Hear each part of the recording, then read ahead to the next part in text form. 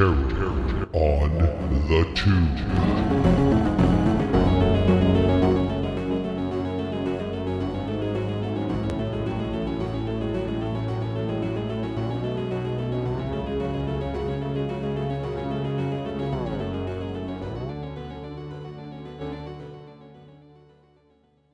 Welcome to Terror on the Tube, where we watch and discuss horror and suspense made for TV movies from the 70s, 80s, and now twice the 1990s. I am Gilman Joel. What did you say? You wish it was only one. That's true. I actually kind of do. I am Gilman Joel. My co-hosts are Pumpkinhead Peter. Hello. And the horror unicorn, a.k.a. Allyson.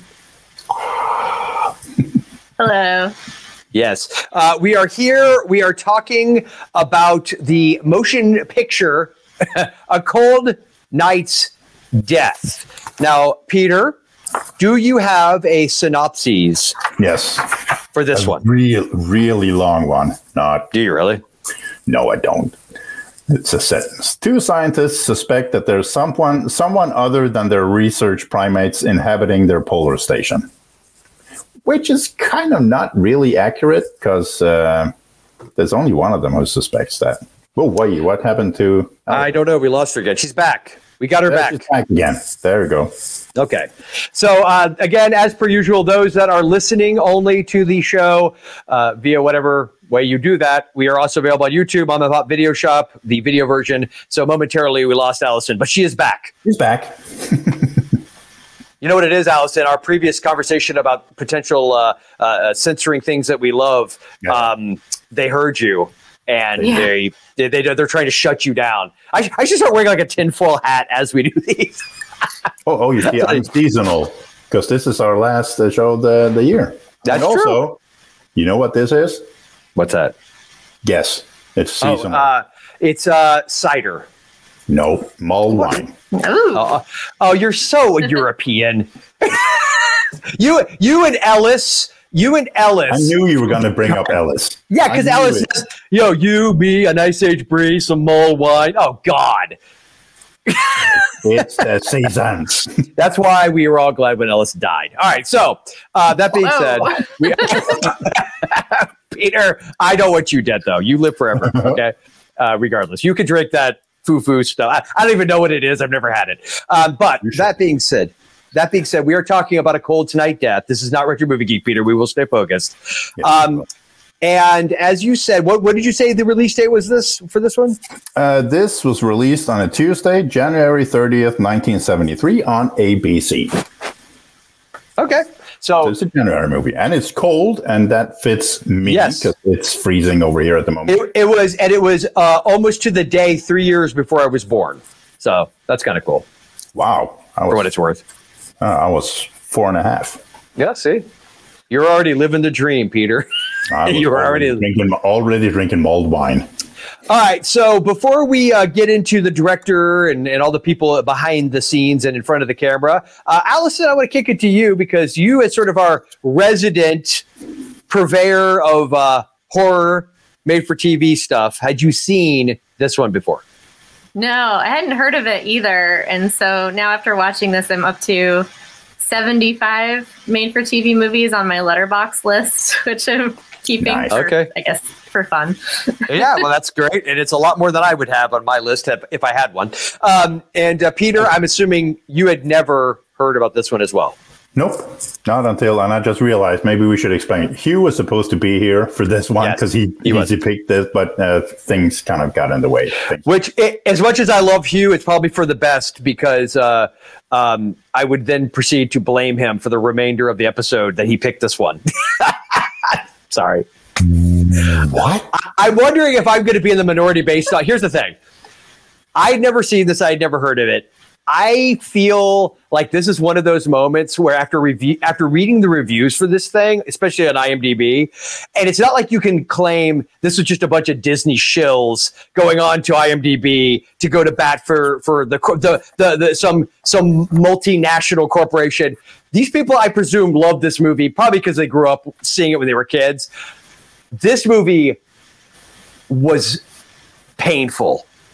This movie was slow. This movie, I thought we were getting some sort of The Thing movie. And all I have to say is, Allyson, I luckily had found the Creature Features version of this with the wonderful, awesome Blood Diner directing Jackie Kong, who made this watchable for me. Because if it wasn't for her and the cutaways to her and Vincent and their conversations, I swear to God, I don't think I could have made it to this movie. It was like watching paint dry.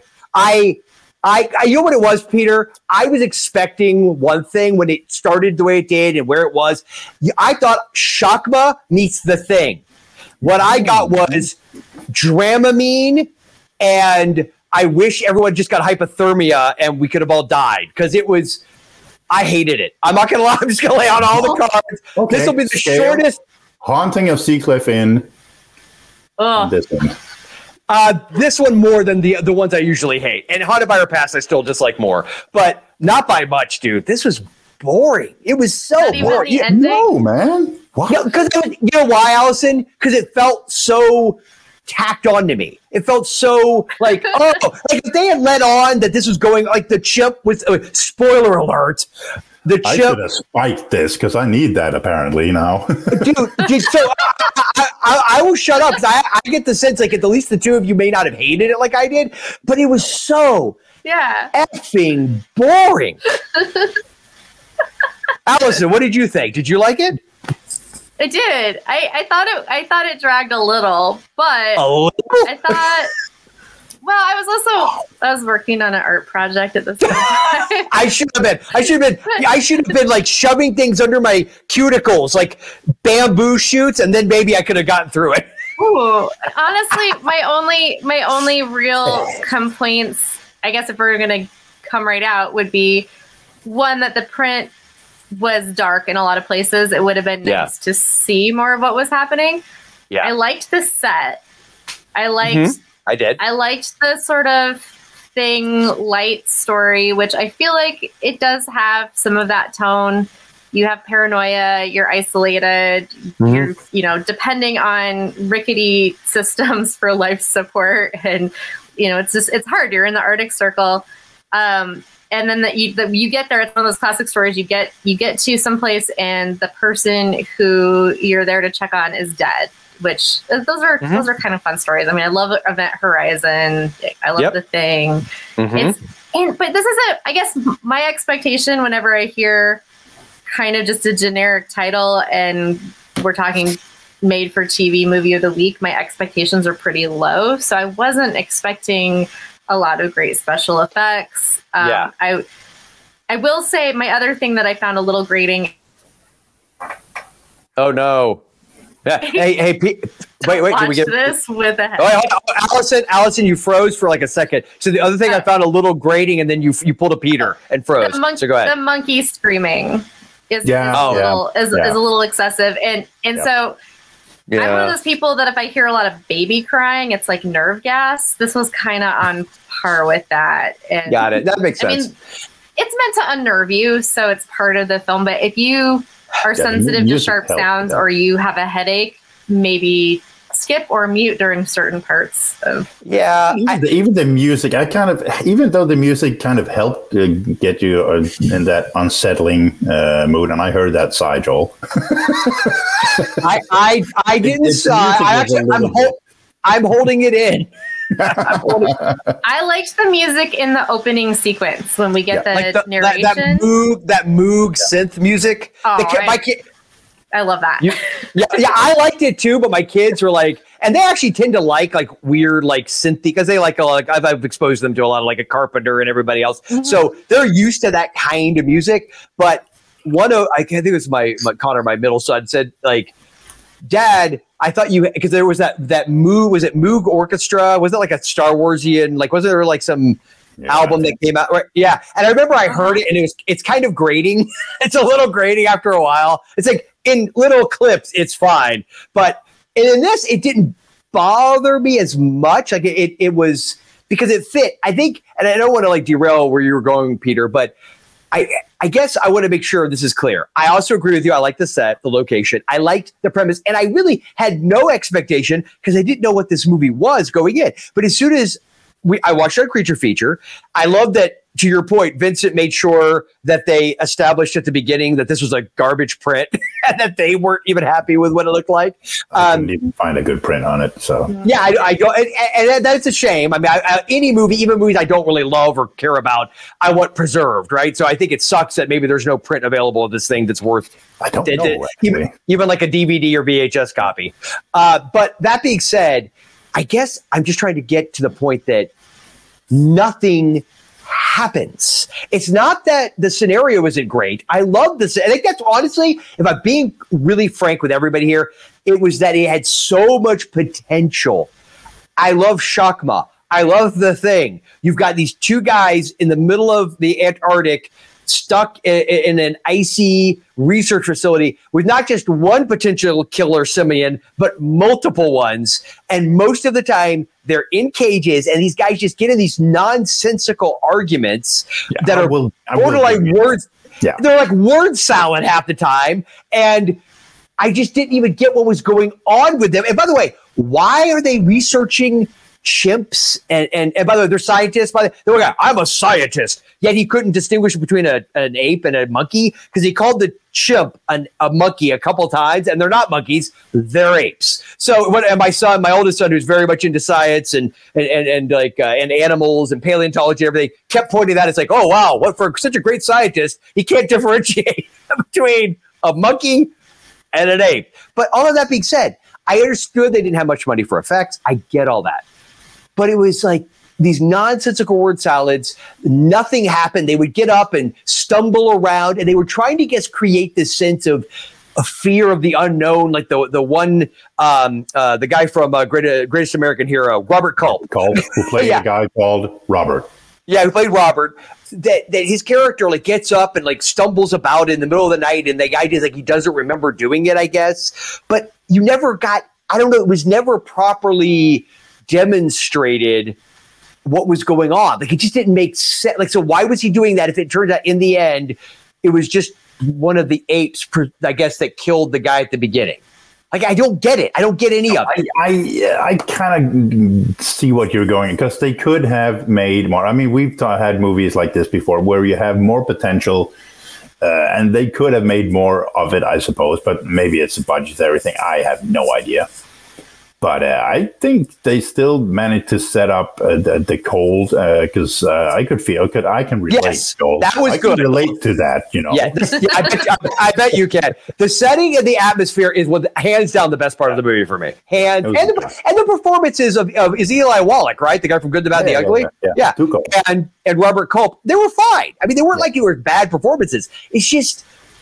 It just didn't. It's like I felt like every time I thought here goes. And honestly, it could have been the last 10 minutes of the movie, but it's like the last 30 seconds of the movie.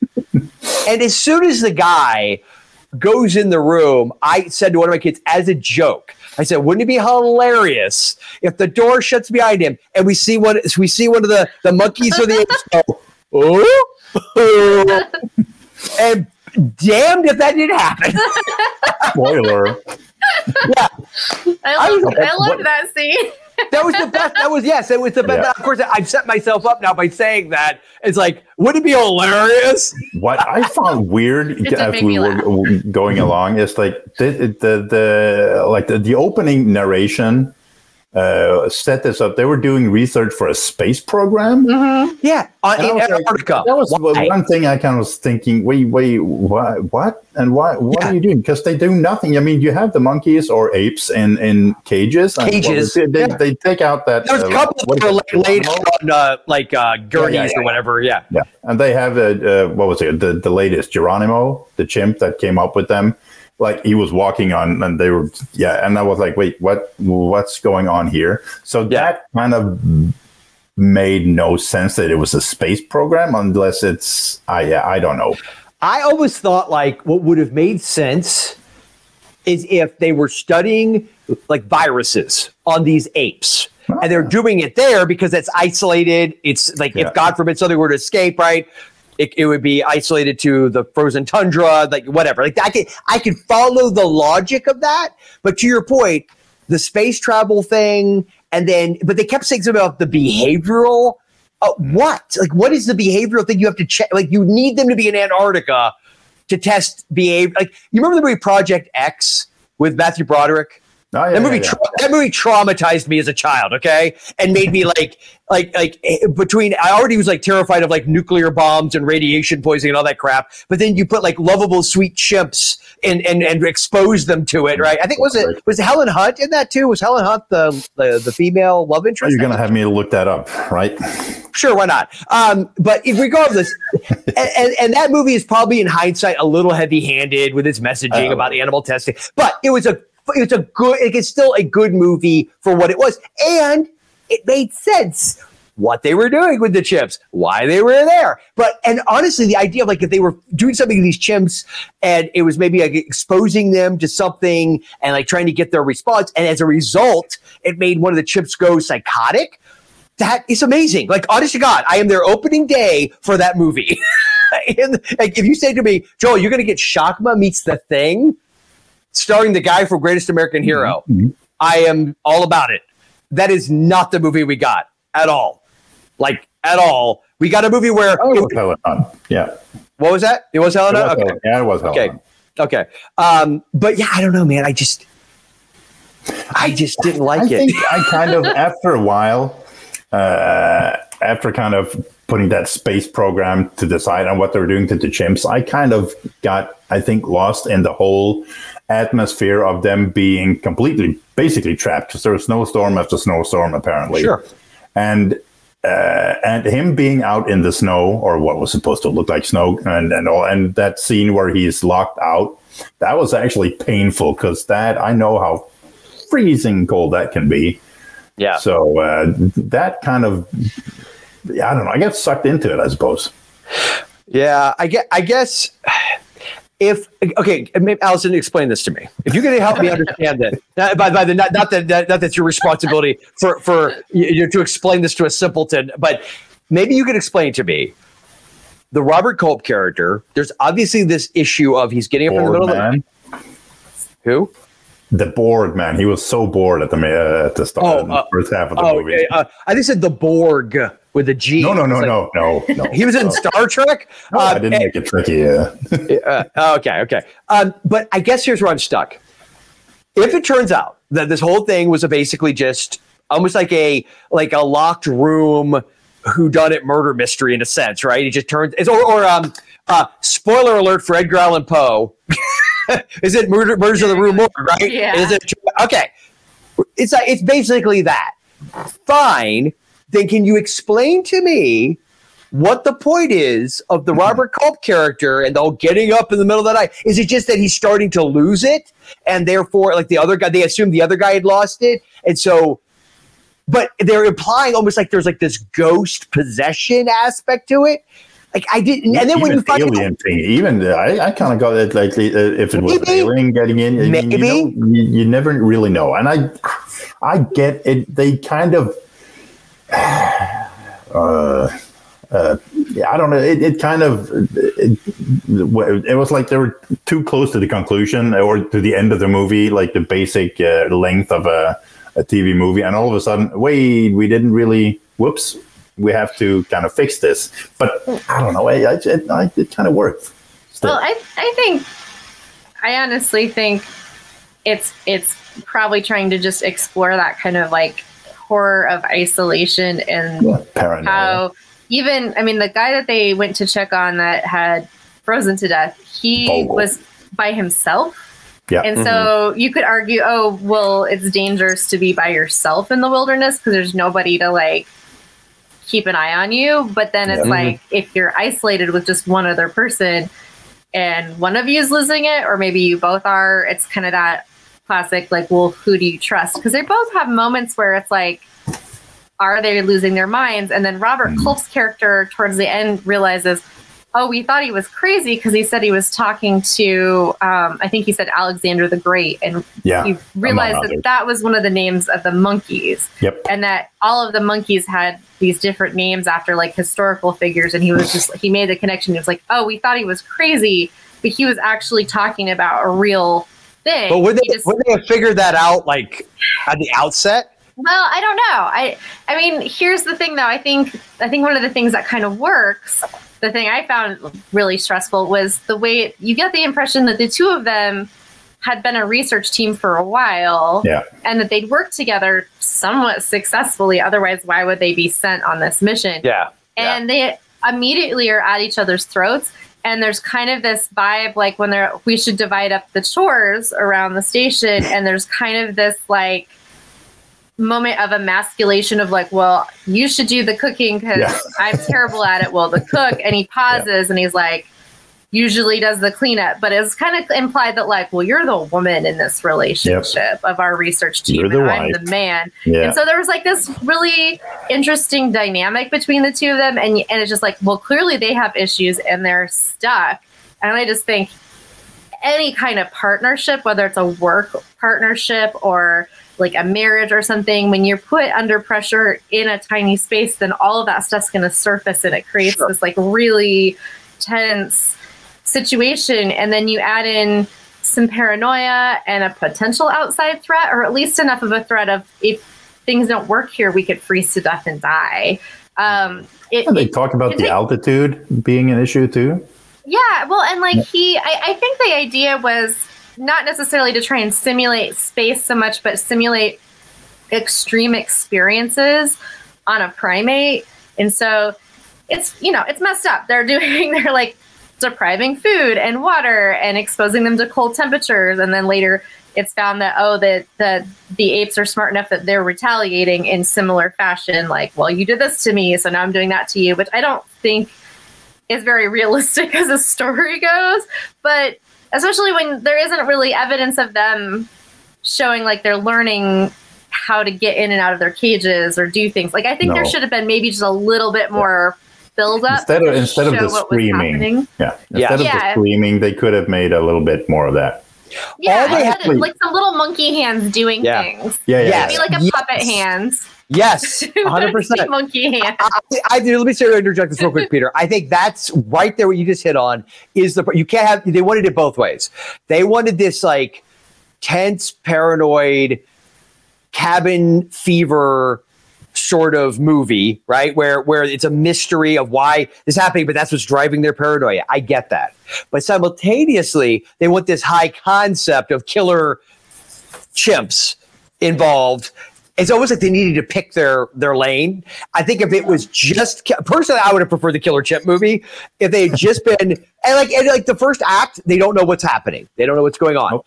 It's revealed to the audience, not necessarily them, that one of these chips, because of the experimentation, and maybe all they have to do is allude to it, that because they've been doing these psychological experiments, and maybe they've been trying out this new thing that's meant to keep, if you want to do the space thing, like these are the extreme environments, and it's meant for astronauts in the future, but they've been injecting it into these chips, and it's doing something else to them, and then we see one, like you said, we see one of them open a cage, and another one gets out, and they're like, how did she get out?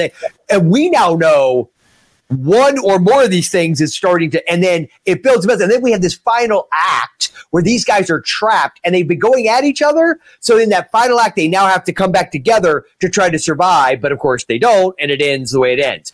I just think anything would have been better. And then sort of writing, they kind of like try to walk this line that's like nothing happens. Like the mystery is meh. It doesn't. And then when the payoff, you're like, okay.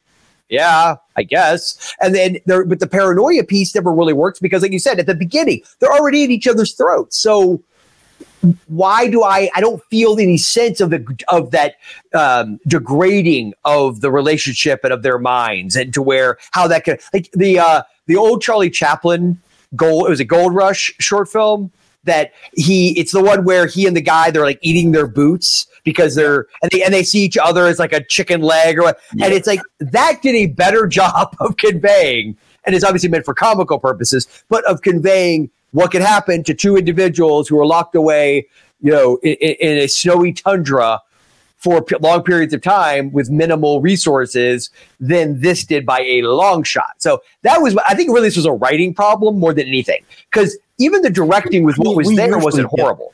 Yeah, we usually get to that conclusion. It's the writing, probably, mostly. Yeah. You miss, and then having, like Allyson said, the screaming primates. Yeah, there's a lot of screaming primates. Maybe not have all those scenes. Have them, like we talked about, have a little hand coming out and opening, or you see someone taking something in the kitchen, or shutting off the generator or anything. So just a little bit. It's a throwaway scene that you go back to. Oh, wait, wasn't that? And what's going on here? Yeah. That's, and again, like you said, Joel, I think maybe that's a bit of a writing problem, maybe. So, well, speaking, go ahead, Allyson. I was just going to say, you could have, like you're saying, they're trying to do two different stories, and you do have one researcher does end up shooting the other one and killing him. Robert Culp's character gets shot and killed. And so you could have had just gone that route where it's like things deteriorate just because of the circumstances, and then one of them ends up dead, and then the other one's alone with the madness or whatever, which is would be a pretty disturbing story. But or I was going to say, or to your point, have that be the sort of the second end of the second act sort of twist, is that Robert Culp, who we would have assumed would be the hero, dies, gets shot, and we know that something's going on with these simians that these guys don't know. And then that's the reveal for that last, it peaks with Culp getting killed, and then the Eli Wallach character realizing he's alone. He's starting to really lose it, and he's thinking something's there. And it turns out he isn't alone. It's these chimps that have been getting out, and they're the ones doing it. And now he's... But that kind of ties into also what Allyson says, that like you said, one guy's alone, and then the primates turn against him, because that's kind of what you hear at the start of the movie. Yes. Where you just see the shot from outside, and you hear Vogel, the guy they find frozen, screaming, and you hear a lot of noise, and, well, that's apparently when the whole place is trashed. And then you find him locked into this room, or, well, if it was locked, but then that could have tied into what would happen to, like, Eli Wallach's character after he shot Robert. That he's alone, and he kind of suffers the same fate as Vogel did. That would have tied in nicely to them. Again, and we've been rewriting the movie weirdly. Woulda, coulda, shoulda. What we do. It's what we do. I will say, though, speaking of the writing, and R.I.P. Mr. Christopher Knopf, I'm not going to speak ill of the dead. He actually directed a very famous sci-fi film. Did I say directed? I meant wrote. He wrote 20 Million Miles to Earth, which is a very classic. Yeah, he did. No, I didn't even look that up. Okay, nice. Yeah. That's a good. So point. It's like anything. Look, I realize these are made for TV movies, but there's some that we've seen. It's like anything else, right? There's some we've seen that are so strong, so good. Survivor. What's that? Soul Survivor. Soul Survivor could have easily been this boring, trite thing, but it really worked. The dynamic of what was going on worked. And again, because it kind of picked its lane and it stayed in it. Same thing with, it was a Night Driver, right? Was that Night Driver or Night Terror? I think it had two titles. With Valerie Harper. I love that movie because I first off love that subgenre, but also it was simple. It picked its lane. It stayed in it. It didn't, no pun intended. It didn't try to be something else and like, oh, it's a supernatural. Or I felt like that's kind of what they were doing here. They were saying they were implying a lot of supernatural things too. And it's like, but then it's fine that it ended up being the chip. I'm fine with that. I just feel like that reveal should have happened way earlier, and that should have been the focal point of what these guys realize they're dealing with. And like maybe the chips are smart if they shut everything down, because they wouldn't be smart enough to realize that would kill them too. Yeah, they did do that. But I'm saying, but again, we didn't know that though. No, I know. We assumed the other guy's doing it. And that's the other thing is maybe just pick one guy. Maybe if we had just stuck with Eli Wallach, so it appears to him constantly like Robert Culp, but we went with Robert Culp. We saw what he saw, so we know he's not doing it. Yeah. I don't know. It just didn't work for me. I'm sorry. I wanted it. Believe me, nobody's more disappointed. I found it weird at the start of the movie. The helicopter pilot brought them there, and apparently they didn't really know anything about this research station. Okay, this is how it works. You do this, and then he leaves. I was like, wait, maybe you should stay the night or two just to make sure. And how unbelievable is that? Like that you would say a couple of scientists, presumably working for the government, more than at that time period. It would probably been for the government. They would have already have known what they were getting into, that they're going there to check on this other scientist who they haven't heard from, that he's been doing this research, what the basic research is. They probably would have already gone through like dossiers and reports. They would have that they should have. They should have gone in knowing all of that, because that should have been the point of the movie of them figuring out what happened. You know, I think still they did when they first arrive and that room is frozen and the headquarters or whatever. Well, play the tape and send us the tape, and say no, we can't because it'll shatter because of the freezing conditions. Yeah, and I thought that was kind of pretty smart. You have to kind of stay to warm up the place a little bit, and then you could send it. So that's kind of well, at least that was smart writing. You have to give them that, Joel. Come on. Yeah, come on. I give them that. I give them that. And I like that room, when they went into it, the guy sitting there was very, and I mean, this came out 9 years before the Carpenter thing. But it reminded me of when they go to the Norwegian station and the guy's frozen. And I joke with my kids, said, would it be awesome if like the guy just slit his wrists and the blood is. Yep. It turns out Carpenter saw this movie. He's like, oh. Maybe he did. Yeah, I don't think so. Well, maybe he did. I don't know. I don't think he was. I don't think he was heavily influenced by it. Let's just put it that way. Should we talk about the two people in this? Because this is I mean, we've seen our fair share of movies with a small cast. This is probably one of the shortest cast lists we have. Yeah. So basically, well, there were 3 people at the start of the movie because we had the helicopter pilot. After that, we're left with 2. And who was Vic Perrin? Because it says he was the voice at the start of the movie. The narrator. Got it. Okay. I think that's the project director, the guy they talk on the radio. Got it. Okay, that at least he's a lot of he did a lot of voice work. Like say Scooby Doo, Johnny Quest, Fantastic Four. Cool. And one of my favorites, Captain Caveman and Angels. Captain Caveman. I will say, I don't know if you guys have seen the poster. Have you guys seen?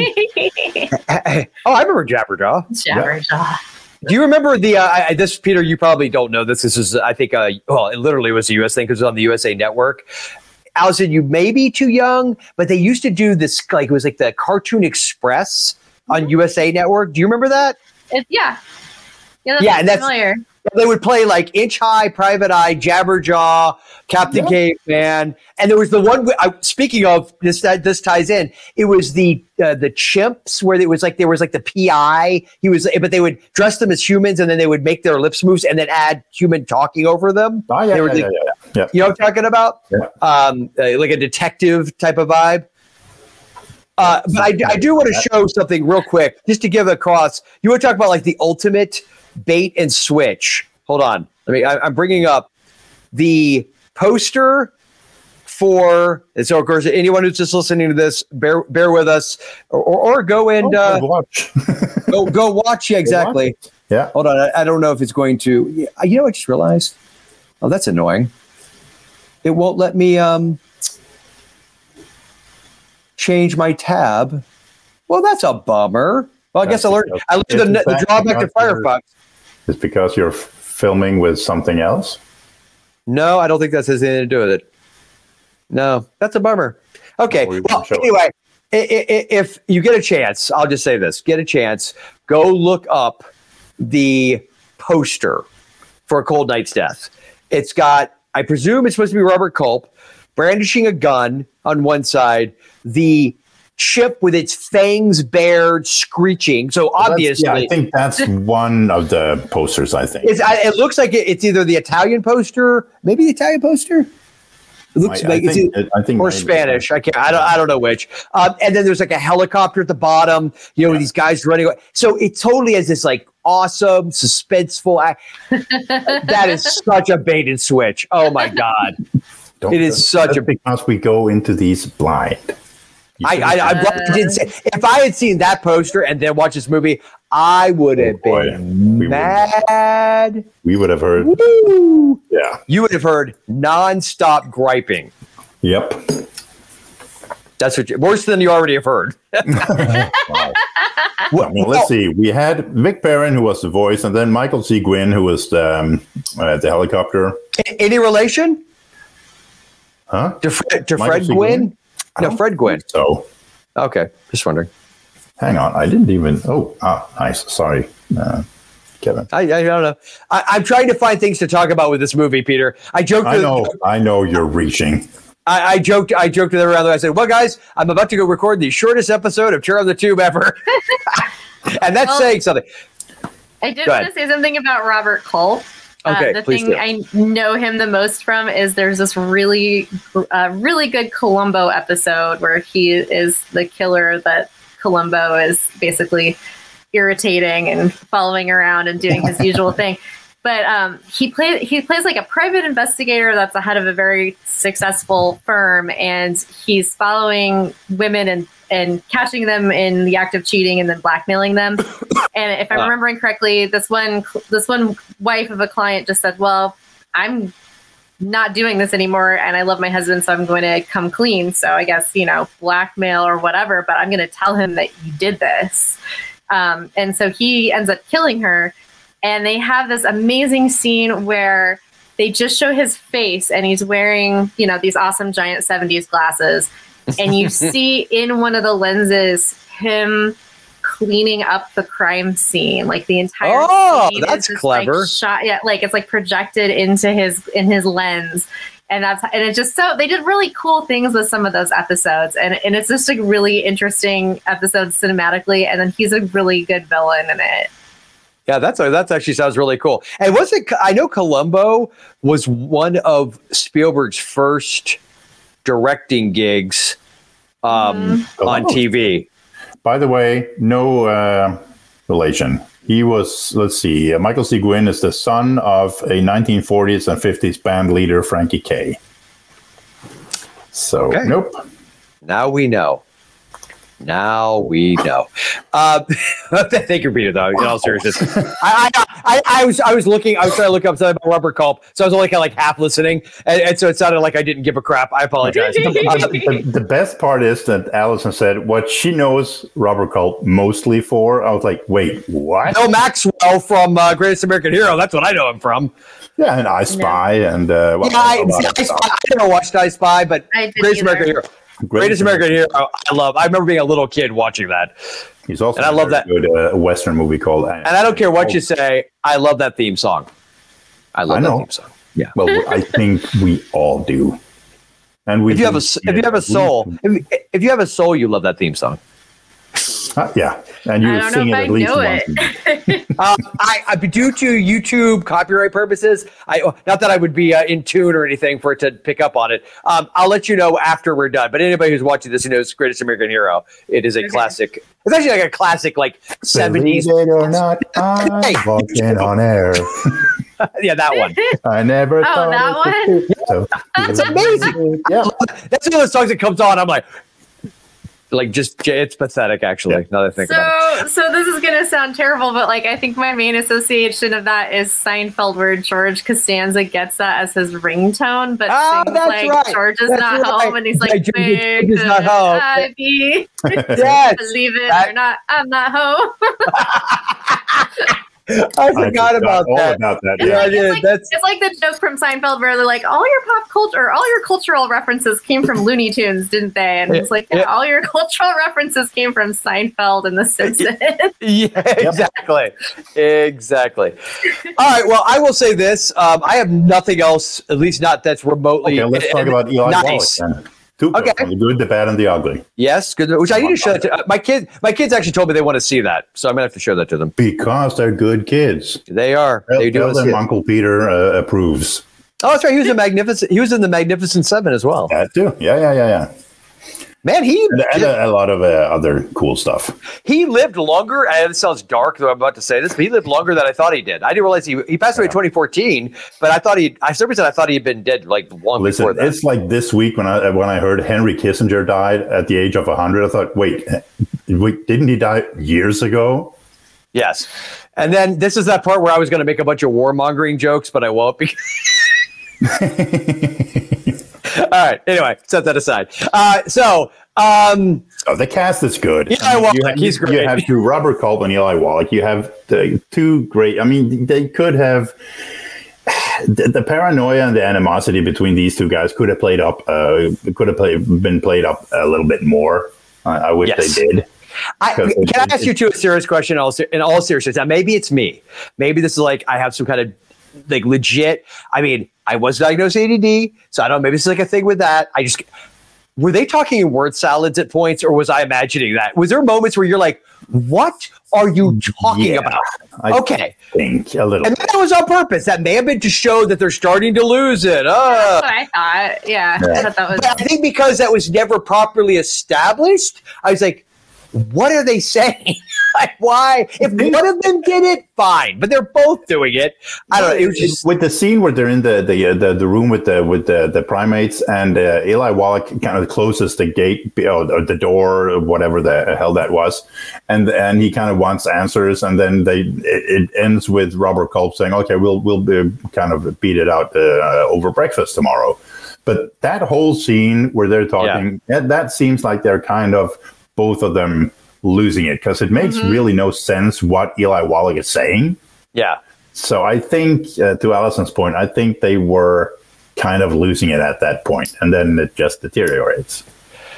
Yes, I see, and everybody who watches this, Joel, saw that face. I found that scene pretty relatable. Like, I mean, not that I've been in that exact situation, but I've been in situations where, like, I was dating somebody, there was like a big emotional, maybe in my opinion, unreasonable thing that was upset over, and it's like, can we talk about this in the morning? This isn't going to go anywhere good tonight, and maybe it's not going anywhere good tomorrow, but sleep could help.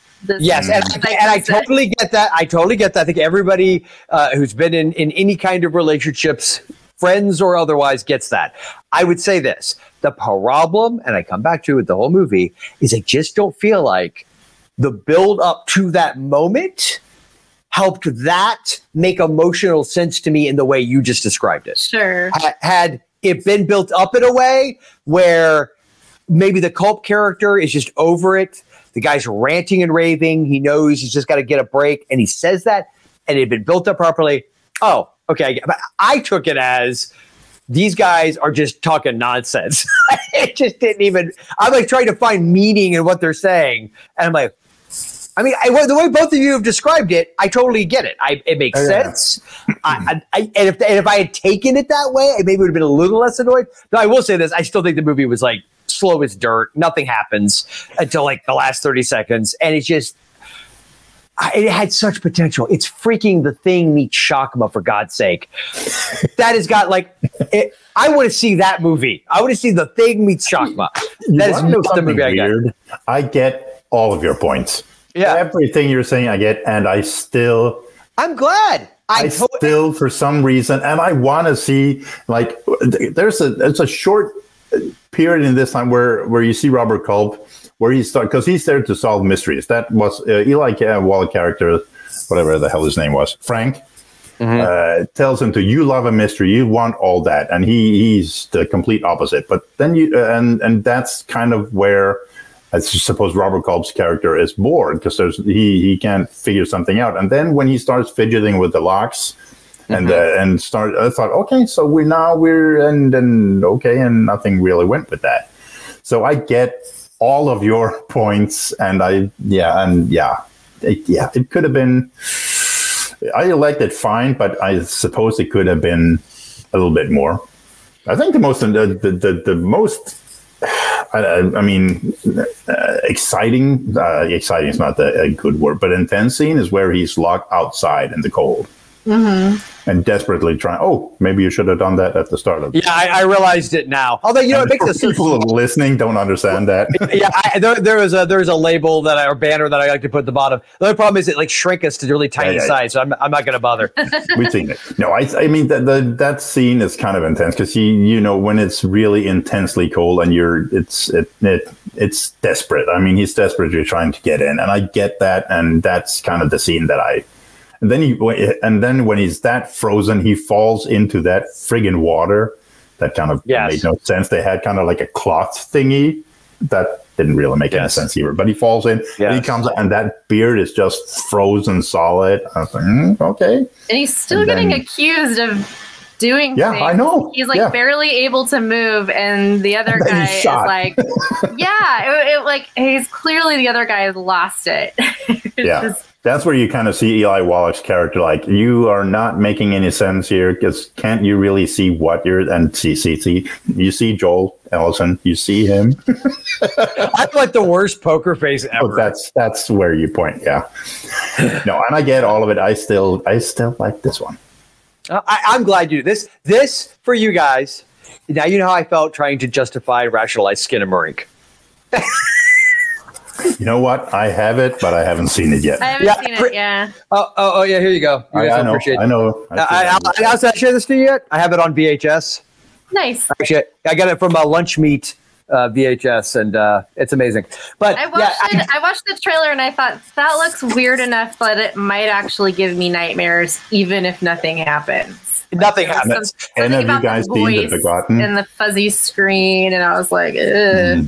Any of you guys seen Begotten? Is that the black and white movie that's really jacked up? Yeah, I've never seen it, but I know about it. It is this. Allyson, I don't want to speak for you. I can safely say you would not enjoy that movie on any level at all. No, it's really unsettling. The sounds and everything. Yeah. But when that movie ends, But stuff at least happens, whereas Skinamarink, nothing happens. So I could, like to your point, Peter, I guess the reason why I brought it up, the whole thing where you said, like, you get every point I'm making, but you still liked it. Like, that's how I felt about Skinamarink. Mm-hmm. Every criticism I've heard, I cannot refute any of them. I'm like, no, you're right. It's like watching Patreon at times. I get it. I heard the podcast episode.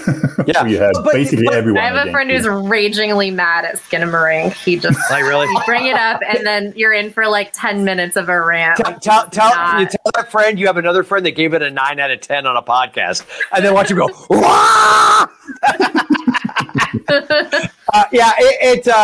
I guess it's funny because, like, why is it I can watch something like that and not complain about how slow it is, and then this, and here's why, kids, because I went into that, well, neither movie I went in with any expectation, but as soon as things start to happen, you know, all the movies, everything you've ever seen, everything you know about certain genres and subject, it all starts to form ideas in your own head, and so when something doesn't pay off, like on any level, like with Skinamarink, I went in knowing what I know about, like, analog horror and about these really just weird online YouTube-y things that a lot of people are not into, but I enjoy them for how weird they are. It's like, and I also went in with the expectation of like a experimental art film.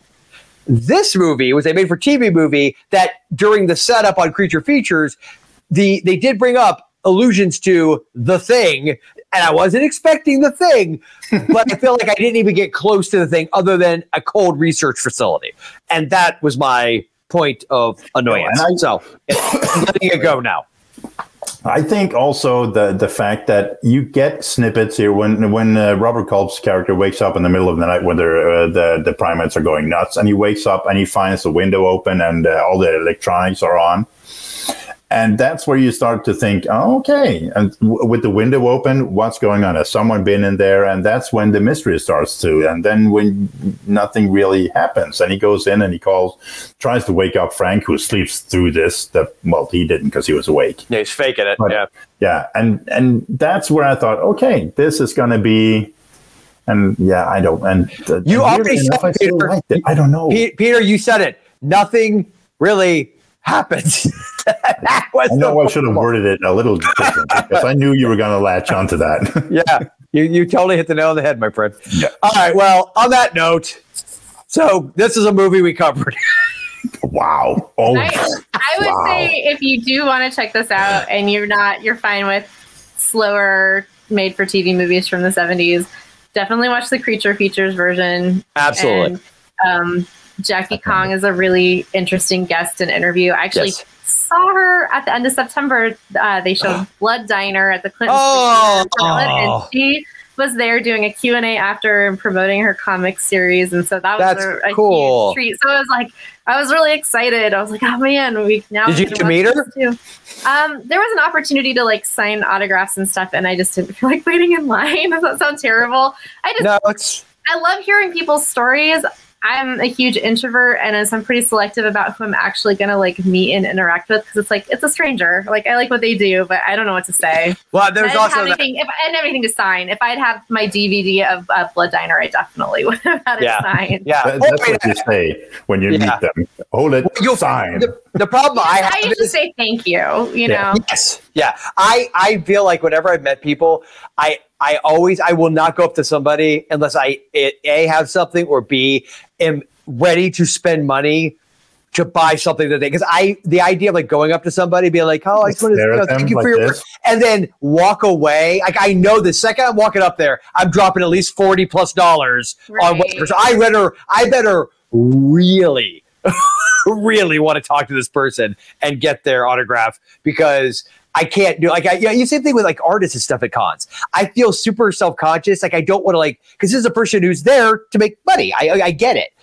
And I appreciate their work. And even if it's not like for me, I appreciate somebody putting themselves out there. So then I feel this this wave of guilt that I would be like, oh, your work's great, but I'm now going to walk away and not give you any money. I feel so horrible. Like I just did. Just walk up, stare, and make them feel uncomfortable. That's an icebreaker. And just be like, yeah, like this. You freeze. I just freeze at them like you're frozen right now. Yep. I did a couple years back. Drew delighted in telling Joe Bob Briggs that I really like hillbillies in a haunted house, and he got the biggest grin on his face. He's like, "You do?" And Drew was kind of like outing me, like, "Oh yeah, I know somebody who loves this silly, cheesy movie." Like, I do. It's fun. I love the sets. I love the atmosphere. Nothing wrong with that. Yeah, it's a good time. As I point you back to before we started recording, my VHS copy of Monster Dog. You're getting no judgment, and I actually really like that movie. I will say also, side note, were you also freaked out by how tall Joe Bob is? Like, I'm shorter than most people, so I'm just used. I'm 6 feet tall. I'm 6 feet tall, which is above average, Peter, for not people who aren't Vikings. And you're not actually that a lot. You're not much shorter than I am. You're like 6'7", dude. Wow. I'm 5'4". Okay. You're 5'4". See, she's 5'4". I'm 6 foot, and you're like literally like probably when you stand up, you pass out due to the lack of oxygen from the altitude. Oh, so that's why. Okay, well, that's an explanation. But I wooed you all the time. I don't know why. I just didn't I went up to him. I was like, "Wow, Joe Bob is way taller than I thought." I guess like 6'4", 6'5", somewhere like that. Yeah. I didn't in my head think he was that tall. Oh, no, I was not surprised. and Darcy was awesome. She was so sweet when we went up there too. So yeah, she was. Yeah, they're both awesome. Anyway, I digress. Oh, yeah, Cold Night's Death. So yeah, let's go and move on. We somehow I managed to help us eke out almost an hour on this one. So let's go and move on to our next movie. So we you recommend this to people? You established you would never recommend this. Like, not even for the actors. If for the actors and for the sets. Okay. If you really, and you're like some completist purist who wants to see every made-for-TV movie. Apparently. Yeah, and it's not like it's the worst made movie we've ever covered. No, it's not that it's, I think what it was, it had such potential, like after the fact even, it almost made me like, wow. You had killer chimps in a thing-like setting, and that was the movie I got. I think it's unfair, and you're setting yourself up for failure if you compare it too hard to the version of the thing that most of us know and love. I mean, or Shakma. But those movies came out after, and they were, they were theatrical releases with budgets, and this was Shakma. I don't know if Shakma was. Shakma, I think, may have almost gone straight to video. Shakma's pretty cheeseball. It's great. It's wonderful. Okay, I haven't seen that yet. But Allyson, you have got to see Shakma. It rules.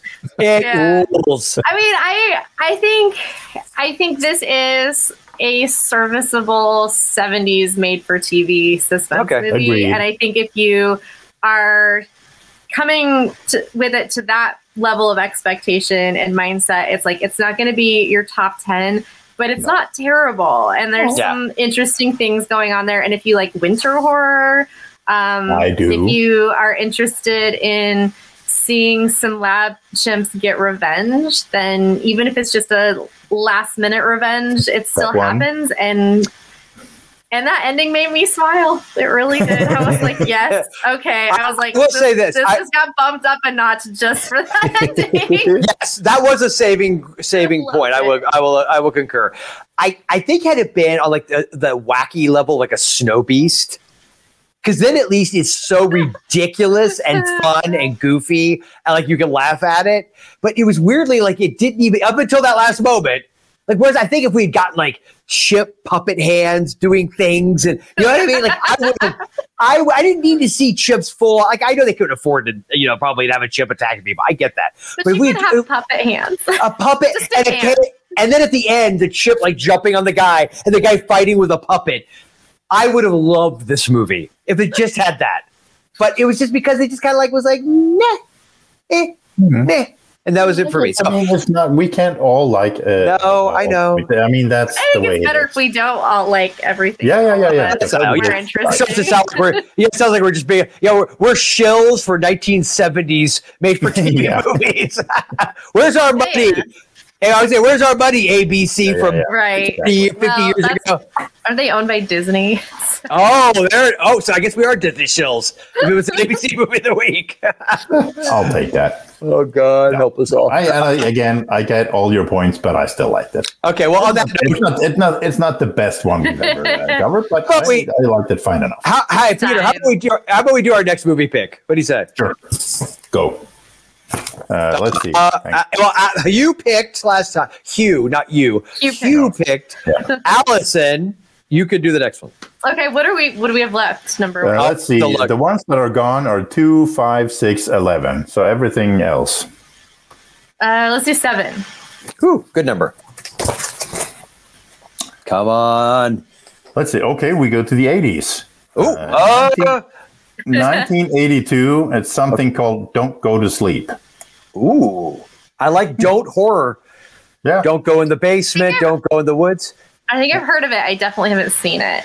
1982. I have no idea. Okay. Oh, please. See, now I got to be careful. My knee jerk is this is going to be like a made-for-TV slasher, and I know that's not going to happen. So I'm going to You're already setting yourself up. I know. I got to be. Because seriously, like, if one of you told me, I want you to see this movie. It's from 1982 called "Don't Go to Sleep." I'll be like, oh hell yes, yes.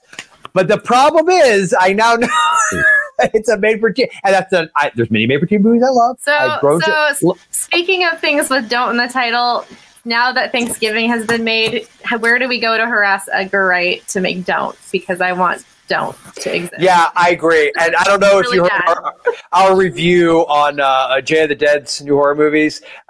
For me, Thanksgiving was a 9.5. I absolutely loved that movie so much. Yep. I loved it. I have both posters now. I mean, right before the movie came out, I was on eBay. I'm like, will somebody have the poster? And I got both posters, and it was before I saw the movie. I was like, please don't suck, because then I'm stuck with these posters. It sucks. I've done that before, by the way. But no, it didn't. Although I wanted a Godzilla -1 poster. Those things are going for like $200 to $300 on eBay. Like, what are you people on crack? Maybe. Maybe there. But anyway, all right. So next pick. Style. Yeah. Don't Go to Sleep, a fantastic title for what I hope to be one of my most loved Terror of the Tube movies. I gotta be. I need to stop doing Allyson. The bar is up here now. I'm gonna go. You know what? I'm gonna go and be like, it's gonna suck. It's gonna suck. Yeah, it's gonna suck. And then that way, I'll be like, oh, it wasn't that bad. Just go into it like this. I have no idea what this is. I'll tell you what. I'm pretty sure Susan Lucci's not in it, so it'll be okay. Oh, I was hoping you were going to say, I'm pretty sure Susan Lucci's in it. Weirdly, I know it's probably like technically impossible because I don't think Susan Lucci was making any TV or movies in 1973. That would have actually kind of weirdly improved my experience with A Cold Night's Death. Susan Lucci. Yeah, it would have. Here's why. Because it's now being established how this weirdness is with her. Because Invitation to Hell, I still love. I love that movie because it's wacky. Yeah. And because of the awesome Allyson and Drew, who every time they send me something include a Susan Lucci trading card. every time, and I love it every time. It's like I've got them saved. I'm keeping every one of them. They're amazing. Thanks. I actually watched the opening for Invitation to Hell the other day just for this, for shits and giggles. Yep, it's fun. Yep. Yeah, it is. When she lights up and shoots the laser fingers. There's a person who does live kind of horror hosting performance at the Hollywood Theater.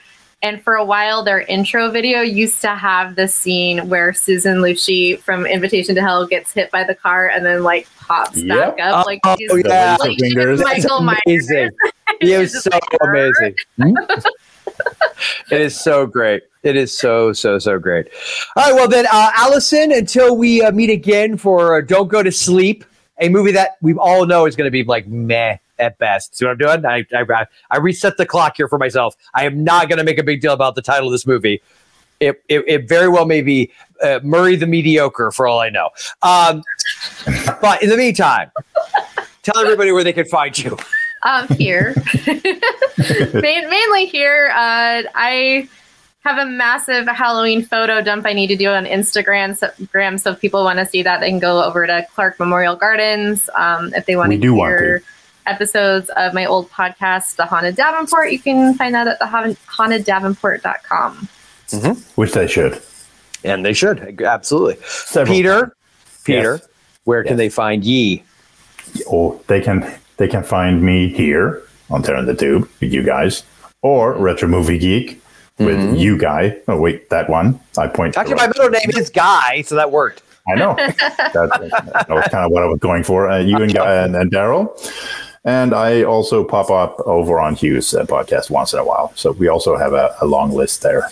So excellent. That's well, they can check me out on Forgotten Flicks, which is almost transferred over to Retro Movie Geek anyway, if they want to read some of my stuff. Yes. So be sure to check all of that stuff out. And you can find me here, obviously, Retro Movie Geek, Jay of the Dead's new horror movies, where we're haunting your headphones. I think that was his. Yeah. The gold standard of horror podcasts. Because and I normally don't want to take full credit for everything, but I will say I introduced them all to Shakma. Yeah. And because of the berserk baboon of horror podcasting, thanks to that movie, because Shakma is amazing. I don't care what you say. It's amazing. So check it out there. And of course, Mom and Pop Video Shop, where if you're watching the video version of this, that's where that lives. So be sure to go over to Mom and Pop Video Shop on YouTube and subscribe. We're trying to build the channel up slowly but surely, and we're having a good time doing it. So on that note, until next time, remember, when it's late at night and you can't sleep, you might find yourself flipping through the channels. If you do, beware, because you never know when you just might stumble across terror on the tube.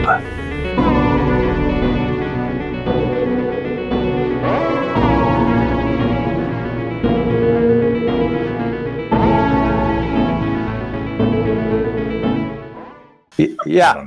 By the way, Merry Christmas. Or whatever you're into. Happy New Year. We'll see you in 2024. Yeah. Wow. Could it be any weirder? Big thingy.